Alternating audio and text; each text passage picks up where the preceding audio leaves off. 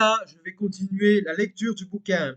L'estimation des implications économiques du changement climatique et de l'ingénierie climatique sur de longues échelles de temps a des limites évidentes. Cependant, nos simulations suggèrent que l'ingénierie climatique, dans un scénario d'émissions modérées, peut ne pas être économiquement avantageuse. Cela pourrait être différent dans des scénarios à émissions élevées. Mais il n'est pas non plus clair alors si l'importance économique des effets secondaires devenait significative. IMPLICC a également progressé sur les processus microphysiques impliqués dans les méthodes de gestion des rayonnements à base d'aérosols, qui permettent de déterminer leur efficacité. Il est devenu évident que l'efficacité des méthodes dépend fortement de la mise en œuvre, par exemple, de la taille des particules de sels marins émises. Cependant, des incertitudes concernant la quantité d'aérosols nécessaires pour atteindre un certain effet climatique demeurent. Il est devenu clair au cours du projet que certaines des incertitudes restantes concernant les implications du génie climatique sont causées par une compréhension limitée des processus climatiques en général, qui ne sont pas nécessairement spécifiques au génie climatique. La manipulation des nuages marins, par exemple, repose sur des processus d'interaction aérosol-nuage qui sont l'une des questions ouvertes majeures de la recherche climatique, indépendamment de l'origine des aérosols. L'injection de soufre dans la stratosphère aurait non seulement des effets radiatifs, mais aussi dynamiques. Le couplage dynamique stratosphère-troposphère devrait être mieux compris afin d'apprécier pleinement les effets d'une telle ingénierie climatique. Enfin, il faut noter que la réponse climatique n'est qu'un aspect qui doit être pris en compte lors de la discussion de la mise en œuvre des techniques de génie climatique. D'autres effets secondaires potentiels spécifiques à certaines méthodes, ainsi que les implications politiques, éthiques, juridiques et économiques supplémentaires doivent également être prises en compte. La question des chemtrails n'a pas été spécifiquement abordée dans les projets de recherche du programme cadre. Cependant, récemment, deux thèmes liés à la géo-ingénierie ont été inclus dans les appels à propositions dans le domaine de l'environnement au titre du 7e programme cadre de recherche et de développement technologique. 7e PC 2007 à 2013 à partir de 2008. Le premier a conduit au financement du projet lié aux implications et aux risques de la manipulation du rayonnement solaire pour limiter le changement climatique IMPLICC.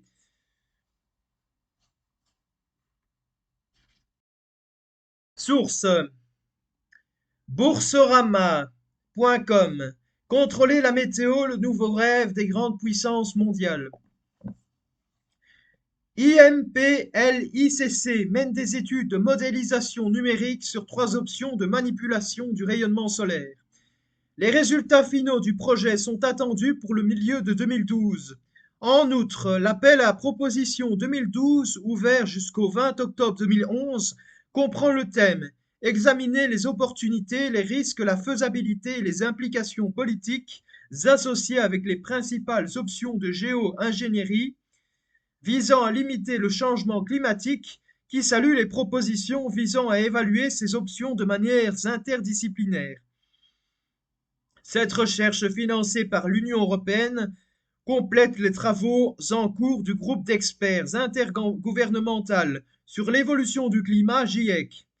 L'évaluation des options de géo-ingénierie et de l'impact potentiel des coûts et des conséquences politiques, y compris la gouvernance, fera partie intégrante du 5e rapport d'évaluation du GIEC, RE5, qui devrait être publié en 2013-2014. La Commission a noté à plusieurs reprises la nécessité d'étudier les impacts climatiques non liés au CO2 dans le cadre de l'aviation et reste déterminée à présenter une proposition dans le cadre des politiques globales de l'UE sur le changement climatique à venir. Le 17 juillet 2013, Matteo Salvini questionne à son tour le Parlement européen. Une grande partie de la communauté scientifique internationale estime que les traînées de condensation libérées par les avions dispersent dans l'air des substances toxiques, telles que l'aluminium, le barium et le fer, et sont donc extrêmement dangereuses. La présence de ces substances dans l'atmosphère et les effets qu'elles ont sur l'homme, voire le syndrome de Morgellus, déjà l'objet d'une question parlementaire E-00-2906/2012 sur la faune, la flore et donc sur l'ensemble de la chaîne alimentaire ont été illustrés lors d'un séminaire organisé au Parlement européen en mars 2013. La Commission peut-elle expliquer sur quelle base scientifique l'inhalation continue de métaux lourds et leur dépôt sur le sol, contamination de l'eau et des aliments sont totalement inoffensifs pour le maintien de la qualité de vie élevée de 500 millions d'Européens. L'information publique sur les chemtrails et la géo-ingénierie semble inadéquate. Ce n'est que sur le site du Parlement allemand qu'il est possible de trouver des documents expliquant ce qu'est la géo-ingénierie. Pourquoi ce type d'information est-il retenu dans la plupart des pays européens et par la Commission européenne? Quel est le niveau d'implication de l'Agence européenne pour l'environnement? En septembre 2009, réponse à la question E-3730/2009 de Jimmy Gins. La Commission a indiqué qu'elle entendait suivre les développements scientifiques dans ce domaine et agir dès que l'impact serait plus clair. La Commission peut-elle indiquer les progrès réalisés dans ces développements scientifiques que vous avez suivis? En septembre 2011, réponse à la question E-006621/2011 de Madame Nessa Childers. La Commission s'est engagée à enquêter sur les impacts climatiques non liés aux émissions de CO2 du secteur de l'aviation et à soumettre une proposition à cet égard dans le cadre des politiques mondiales de l'UE sur le changement climatique à venir. La Commission peut-elle fournir des informations sur l'état d'avancement de ces enquêtes et de cette proposition? Le 8 et 9 avril 2013, le Parlement européen a accueilli une série de conférences sur le sujet. Derrière les théories de modification climatique, société civile versus géo-ingénierie, réunies à l'initiative de la députée lettonne Tatiana Zdenenka, plusieurs représentants d'associations européennes s'intéressant aux chemtrails se sont succédé pour exposer leurs recherches et théories devant plusieurs élus qui avaient œuvré à la mise en place du projet. Le 9 avril 2013 s'est tenue au Parlement européen à Bruxelles une conférence du collectif Skyguards reprenant la résolution sur l'environnement, la sécurité et la politique étrangère adoptée le 14 janvier 1999. Elle a fait état du non-respect de cette convention et de l'impuissance des citoyens face au déni des institutions quant à l'évidence des épandages aériens systématiques que nous subissons depuis 2002. D'autres intervenants au cours de ces 2 jours ont projeté des photographies des événements dénoncés. Ce qu'elles montrent sème le trouble. L'évolution des traînées vaporeuses laissées dans le ciel est photographiée, heure après heure. Sur certaines images, les traînées prises en photo s'étirent peu à peu dans le ciel jusqu'à former un voile blanchâtre dans l'atmosphère au bout de quelques heures. Les clichés présentés proviennent de toute l'Europe: France, Belgique, Grèce, Espagne, Royaume-Uni, Estonie, Serbie. Des échantillons de sol contenant en surface des petites paillettes d'aluminium ont également été présentés. Échantillons ramassés en Galice, d'où proviennent aussi une série de photos témoignant de l'existence de pluies de polymères. Les polymères constituent une classe de matériaux. À Pontevedra ont été pris en photo des fils de polymères attrapés dans une grille après un épisode pluvieux. Dans le reportage Les apprentis sorciers du climat, produit en 2015, Arte fait le point sur l'état de ces technologies capables de modifier le climat à l'échelle locale et désormais planétaire. Loin des clichés conspirationnistes, on y aborde les véritables enjeux de civilisation et cette scission très marquée entre ceux qui veulent perpétuer leur business as usual, industriels, industrie, conservateurs, capitaux, et ceux qui aspirent à une nouvelle ère de raison, loin du culte de la croissance, mode de vie, durabilité et transition. Dans un discours du 29 juin 2016, John Brennan, directeur de la CIA, fait part de sa circonspection pour l'ensemble des technologies rassemblées sous le vocable géo-ingénierie et en particulier pour l'injection d'aérosols dans la stratosphère. Malgré son efficacité pour inverser le réchauffement climatique, pour un coût modéré, il en pointe les risques technologiques et géopolitiques. Pour rafraîchir le climat, ces ingénieurs veulent bloquer la lumière du soleil. Au Nouveau-Mexique, les géo-ingénieurs du projet Scopex envisagent d'injecter des particules en altitude à la manière d'une éruption volcanique pour atténuer la luminosité des rayons du soleil et ainsi rafraîchir le climat.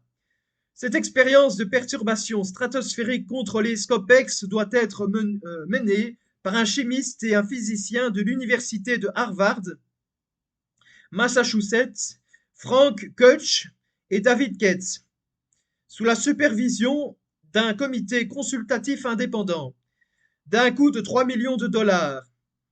Elle est financée par des fondations privées et des milliardaires, notamment Bill Gates, dans le cadre d'un programme de recherche sur la gestion du rayonnement solaire. L'ambition de Scopex est de rafraîchir le climat à la manière d'une grosse éruption volcanique en injectant des aérosols, de la pollution en somme, après avoir pensé au soufre. L'équipe envisage de libérer de petits panaches de carbonate de calcium, mais ce n'est qu'un début, car selon les climatologues, la seule façon de connaître les effets d'une action sur le climat est de la déployer à vaste échelle, sur plusieurs décennies. Or, dans le cas de ces injections de particules dans la stratosphère, les travaux de modélisation laissent présager d'importants dégâts collatéraux, sécheresse en Afrique, perturbation des moussons en Asie. Dès août 2019, environ 40 fondations et ONG ont signé une lettre ouverte adressée aux 8 membres du comité consultatif du projet Scopex pour leur demander de retirer leur participation de précédentes tentatives d'injection de particules dans la stratosphère, comme le projet SPICE au Royaume-Uni en 2011, ont déjà été annulées devant le tollé provoqué. C'est précisément ce que des milliers de témoins décrivent, des épandages de traînées blanches. De plus, si le projet de mettre un voile autour de la planète dans la stratosphère est appliqué, alors la photosynthèse ne peut plus se faire. La photosynthèse, c'est le processus par lequel les plantes vertes synthétisent des matières organiques grâce à l'énergie lumineuse en absorbant le gaz carbonique de l'air et en rejetant l'oxygène, donc les gaz à effet de serre augmentent et le résultat est l'inverse de celui prétendument recherché. En 1995, le gouvernement chinois a ainsi mis en place le Bureau des modifications météorologiques de Pékin, division du Bureau météorologique de Pékin. Le bureau a un seul but, maîtriser le climat. Les scientifiques s'y emploient aussi bien détruire les nuages pour assurer de bonnes conditions météorologiques à certains événements. Ils furent missionnés en ce sens pour les Jeux olympiques de l'été 2008, qu'a provoqué des pluies pour lutter contre la sécheresse. Entre 1995 et 2003, les ensemencements réalisés par le Bureau des modifications climatiques ont fait tomber sur la Chine 210 km3 de pluie supplémentaires. Cet outil a un coût. Si entre 2012 et 2017, le programme aurait permis de faire tomber 233,5 milliards de mètres cubes de pluie supplémentaires, il aurait dans le même temps coûté près de 1,34 milliard de dollars à la Chine, source.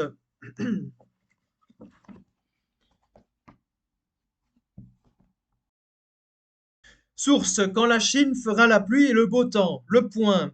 Lepoint.fr. En novembre 2020, la Chine a révélé son intention d'étendre son programme expérimental de modification de la météo. Son système de modification météorologique couvrira 5,5 millions de kilomètres carrés, soit une fois et demie la taille de l'Inde. Dans un communiqué, le Conseil des affaires d'État annonce que l'Empire du Milieu disposera de ce système révolutionnaire d'ici 2025 grâce à des avancées technologiques. D'après eux, le gouvernement pourra produire de la pluie ou de la neige artificielle sur des millions de kilomètres carrés et supprimer la grêle sur 580 000 kilomètres carrés. La technique d'ensemencement des nuages existe depuis longtemps. L'introduction d'iodure d'argent dans des cumulus emplit d'humidité, les alourdit et accélère les précipitations. Une étude de la Fondation nationale pour la science aux États-Unis, publiée cette année, confirme que cette technique peut augmenter les chutes de neige dans une vaste zone. Entre 2012 et 2017, la Chine a dépensé plus d'1 milliard d'euros dans ses programmes de modification du temps. Source: Dubaï, des drones pour faire tomber la pluie. 29 juillet 2021. Forbes.fr. Les experts du Centre de météorologie émirati ont développé une nouvelle technologie qui peut faire toute la différence, l'utilisation de drones pour forcer les précipitations à l'aide de faisceaux laser. Cette technologie s'appelle l'ensemencement des nuages et elle existe sous diverses formes depuis plusieurs décennies. L'ajout de certaines substances ou produits chimiques, comme l'iodure d'argent, aux nuages existants peut provoquer de la pluie ou de la neige. À très bientôt pour une prochaine vidéo.